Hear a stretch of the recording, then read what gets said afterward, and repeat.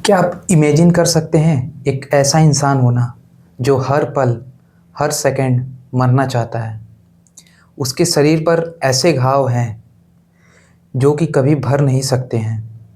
उसकी हड्डियों में ऐसी जलन होती है जो कि आग से भी तेज है। मौत उसके पास आकर भी अपना रास्ता बदल देती है। हम बात कर रहे हैं कौरवों के आखिरी प्रधान सेनापति द्रोणाचार्य के पुत्र अश्वत्थामा की। महाभारत का युद्ध खत्म हुए 5000 वर्षों से भी ज़्यादा का समय हो चुका है, परंतु इस योद्धा के लिए यह युद्ध आज भी चल रहा है। आज इस वीडियो में हम सिर्फ श्राप की बात नहीं करेंगे, बल्कि उस साइकोलॉजिकल और स्पिरिचुअल डॉक्टर को भी देखेंगे जिसने एक महान योद्धा को एक भटकता हुआ प्रेत बना दिया। वीडियो को आखिरी तक देखना, क्योंकि लास्ट में हम असीरगढ़ किले के रहस्य को भी डिकोड करेंगे। तो कहानी शुरू होती है अश्वत्थामा के जन्म से। जन्म से ही वह कोई आम बच्चा नहीं था। कहा जाता है कि वह शिव का अंश था। जब वो धरती पे आया तो उसके रोने की आवाज़ अश्व यानी कि घोड़े जैसी थी, इसलिए उसका नाम अश्वत्थामा पड़ा। उसके माथे पर जन्म से ही एक दिव्य मणि थी जो उसे भूख, प्यास, देवताओं के वार और अस्त्र से भी सुरक्षित रखती थी। लेकिन युद्ध का 18वां दिन आते आते अश्वत्थामा सब कुछ उजड़ चुका था। उसके पिता द्रोणाचार्य को छल से मार दिया गया था। उसके मित्र दुर्योधन की जांग तोड़कर उसे मरने के लिए छोड़ दिया गया। एक महान ब्राह्मण योद्धा जो कभी धर्म का पालन करता था, अब बदले की आग में बिल्कुल पागल हो चुका था।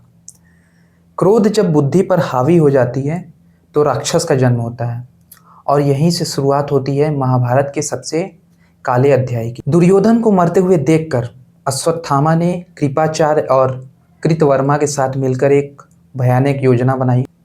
युद्ध के नियम कहते हैं कि सूर्यास्त के बाद कोई भी हथियार नहीं उठाएगा, परंतु उस काली रात में अश्वत्थामा ने एक पेड़ पर उल्लू को सोते हुए कौवों पर वार करते हुए देखा। फिर उसके मन में यह विचार आया कि जीत के लिए नियम कैसे। वह चुपके से पांडवों के शिविर में घुस जाता है। उस रात पांडव वहाँ थे नहीं। उनके पांचों पुत्र, जिन्हें कि उप पांडव भी कहा जाता था, वो गहरी नींद में सो रहे थे। क्रोध में अंधे अश्वत्थामा ने उन मासूम बच्चों को ही पांडव समझ लिया। उसने एक एक करके उन पांचों बच्चों का सिर धड़ से अलग कर दिया।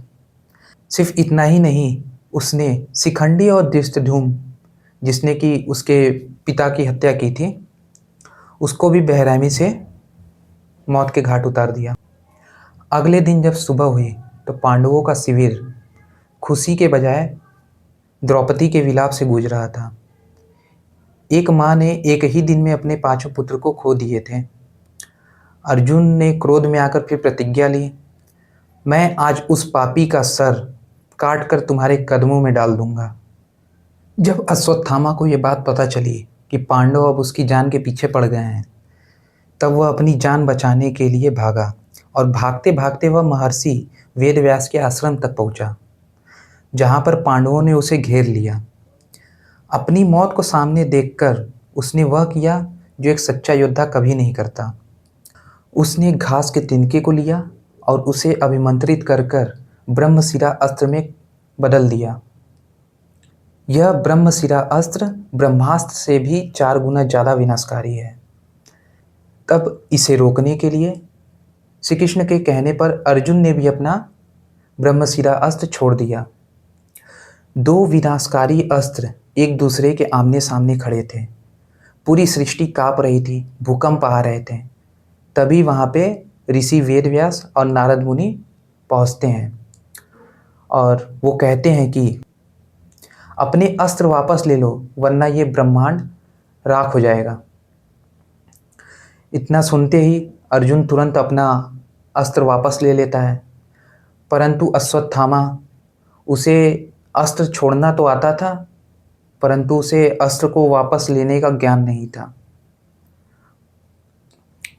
फिर उसने कायरता की सारी हदें पार कर दी।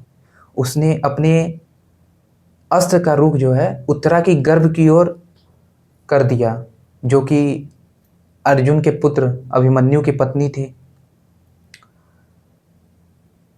अश्वत्थामा का मकसद साफ था, वह पांडवों के पूरे वंश का नाश करना चाहता था। ब्रह्मशिरा अस्त्र उत्तरा के गर्भ में पल रहे शिशु यानी कि जो आगे चलकर राजा परीक्षित बने, उसको भस्म कर देता है। पर स्वयं भगवान विष्णु के अवतार श्री कृष्ण, उन्होंने अपने दिव्य शक्तियों से उस बच्चे को पुनर्जीवित कर दिया। लेकिन अश्वत्थामा के इस नीच और क्रूर कर्म ने श्री कृष्ण को एकदम क्रोध से भर दिया था, यानी कि एकदम श्री कृष्ण गुस्से में आ गए थे। अर्थात तुम आने वाले 3000 वर्षों तक निर्लज्ज की तरह भटकोगे, किसी भी मनुष्य से तुम्हारा संवाद नहीं होगा, तुम्हारे शरीर से खून और पस की बदबू आएगी, जिससे कोई तुम्हारे आसपास नहीं भटकेगा। तुम कष्ट और बीमारियों से घिरे रहोगे, पर तुम्हें मौत कभी छू नहीं पाएगी।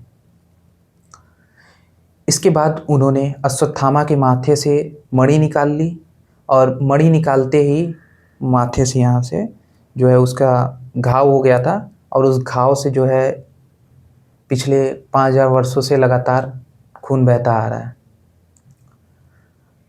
अब जो है कलयुग चल रहा है, और मान्यताओं के अनुसार अश्वत्थामा आज भी जिंदा है और कई हजार वर्षों से इस धरती पर भटक रहा है। और ये कहा जाता है कि वह मध्य प्रदेश के बुरहानपुर में एक किला है, असरीगढ़ किला, वहीं पे वो भटकता पाया जाता है।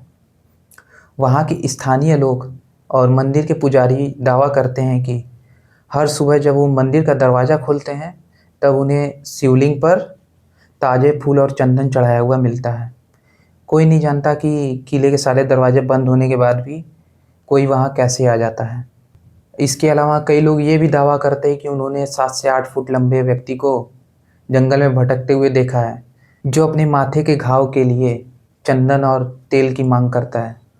क्या ये सच है या फिर एक कोई लोक कथा है, इसका कोई ठोस वैज्ञानिक सबूत तो नहीं है, परंतु एक बात तय है कि अश्वत्थामा की कहानी हमें यह सिखाती है कि अगर आप कितने भी बड़े योद्धा क्यों ना हो, या फिर कितने भी बड़े ज्ञानी क्यों ना हो, अगर आप धर्म का साथ छोड़ते हैं और मासूमों पर हमला करते हैं, तो फिर आपको कर्म कभी छोड़ेगा नहीं।